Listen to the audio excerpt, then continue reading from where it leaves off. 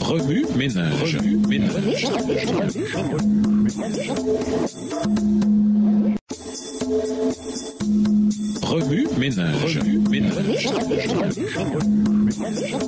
Bienvenue dans votre émission Remue ménage. Nous voilà à la leçon 7, ancienne contre nouvelle. Lisons 2 Corinthiens 2, verset 14 à 2 Corinthiens 4, verset 6. 2 Corinthiens 2, le verset 14 à 2 Corinthiens 4, le verset 6. Grâce soit rendue à Dieu, qui nous fait toujours triompher en Christ et qui répand par nous en tout lieu l'odeur de sa connaissance. Nous sommes en effet pour Dieu la bonne odeur de Christ parmi ceux qui sont sauvés et parmi ceux qui périssent. Aux uns une odeur de mort, donnant la mort, aux autres une odeur de vie, donnant la vie. Et qui est suffisant pour ces choses? Car nous ne falsifions point la parole de Dieu, comme font plusieurs, mais c'est avec sincérité. Mais c'est de la part de Dieu que nous parlons en Christ devant Dieu. Chapitre 3. Commençons-nous de nouveau à nous recommander nous-mêmes ou avons-nous besoin, comme quelques-uns, de lettres de recommandation auprès de vous ou de votre part? C'est vous qui êtes notre lettre écrite dans nos cœurs, connue et lue de tous les hommes. Vous êtes manifestement une lettre de Christ, écrite par notre ministère, non avec de l'encre, mais avec l'Esprit de Dieu vivant, non sur des tables de pierre, mais sur des tables de chair, sur les cœurs. Cette assurance-là, nous l'avons par Christ auprès de Dieu. Ce n'est pas à dire que nous soyons par nous-mêmes capables de concevoir quelque chose comme venant de nous-mêmes. Notre capacité, au contraire, vient de Dieu. Verset 6. Il nous a aussi rendus capables d'être ministres d'une nouvelle alliance, non de la lettre, mais de l'esprit. Car la lettre tue, mais l'esprit vivifie. Or, si le ministère de la mort, gravé avec des lettres sur des pierres, a été glorieux, au point que les fils d'Israël ne pouvaient fixer les regards sur le visage de Moïse à cause de la gloire de son visage, bien que cette gloire fût passagère, combien le ministère de l'esprit ne sera-t-il pas plus glorieux? Si le ministère de la condamnation a été glorieux, le ministère de la justice est de beaucoup supérieur en gloire. Et sous ce rapport, ce qui a été glorieux ne l'a point été à cause de cette gloire qui lui est supérieure. En effet, si ce qui était passager a été glorieux, ce qui est permanent est bien plus glorieux. Verset 12. Ayant donc cette espérance, nous usons d'une grande liberté, et nous ne faisons pas comme Moïse, qui mettait un voile sur son visage, pour que les fils d'Israël ne fixassent pas les regards sur la fin de ce qui était passager. Mais ils sont devenus durs d'entendement, car jusqu'à ce jour, le même voile demeure quand ils font la lecture de l'Ancien Testament, et il ne se lève pas parce que c'est en Christ qu'il disparaît. Jusqu'à ce jour, quand on lit Moïse, un voile est jeté sur leur cœur. Mais lorsque les cœurs se convertissent au Seigneur, le voile est ôté. Or, le Seigneur, c'est l'Esprit. Et là où est l'Esprit du Seigneur, là est la liberté. Nous tous qui, le visage découvert, contemplant comme dans un miroir la gloire du Seigneur, nous sommes transformés en la même image, de gloire en gloire, comme par le Seigneur, l'Esprit. Chapitre 4. C'est pourquoi, ayant ce ministère, selon la miséricorde qui nous a été faite, nous ne perdons pas courage. Nous rejetons les choses honteuses qui se font en secret.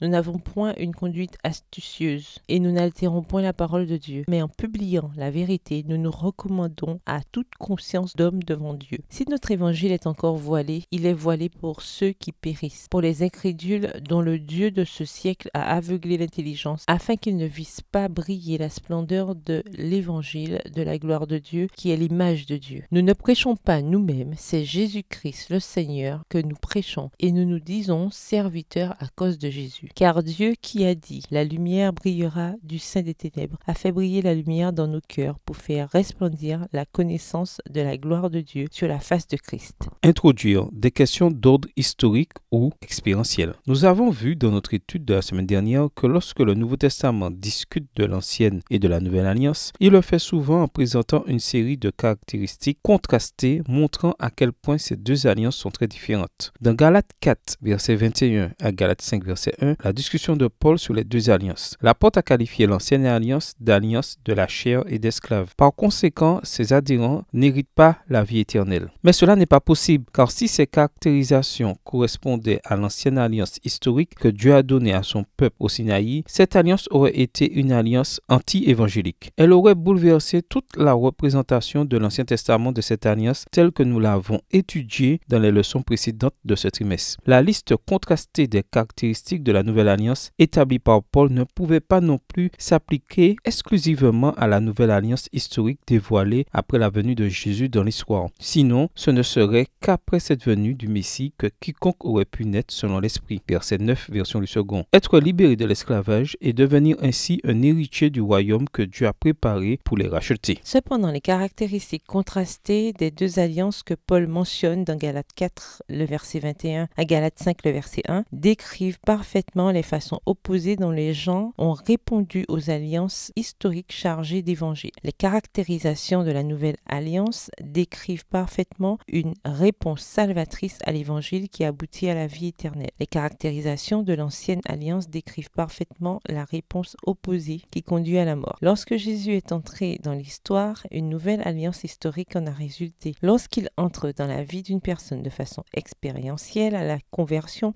une nouvelle alliance expérientielle en résulte, quelle que soit l'époque à laquelle cette personne a vécu. Apprendre à faire la différence entre l'ancienne alliance historique et la nouvelle alliance historique et entre l'ancienne alliance expérientielle et la nouvelle alliance expérientielle nous permettra de comprendre pourquoi le Nouveau Testament semble parfois attaquer ou nous mettre en garde contre toute association avec l'ancienne alliance et sa loi. Une telle distinction résoudra la tension et les conflits apparents décrits dans la section introduire de cette série et résumés dans la section introduction de la leçon 3, entre les choses conflictuelles que les Écritures semblent enseigner sur les alliances et la loi de Dieu. Dans le passage de la leçon de cette semaine, Paul mentionne en particulier la nouvelle alliance et l'ancienne alliance. Il présente une fois de plus une ligne contrastée qui caractérise la façon dont ces deux alliances s'opposent l'une à l'autre et conduisent à des destinées éternelles opposées. Pour commencer, focalisez-vous sur 2 Corinthiens 3, les versets 3 à 18 et voyez combien de contrastes vous pouvez trouver dans la liste de Paul entre l'ancienne alliance et la nouvelle alliance. Dans les sections intériorisées et interprétées, nous allons une fois de plus explorer la signification de ces contrastes, ce qui nous permettra d'identifier les alliances auxquelles Paul fait principalement référence et d'arriver à savoir pourquoi il est important de le savoir. Ménage, écrivez 2 Corinthiens 2,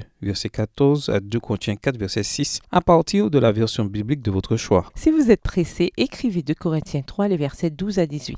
Vous pouvez également réécrire le passage avec vos propres mots, tracer les grandes lignes du chapitre ou en faire une carte heuristique. Au revoir et à demain si Dieu veut. Remue ménage.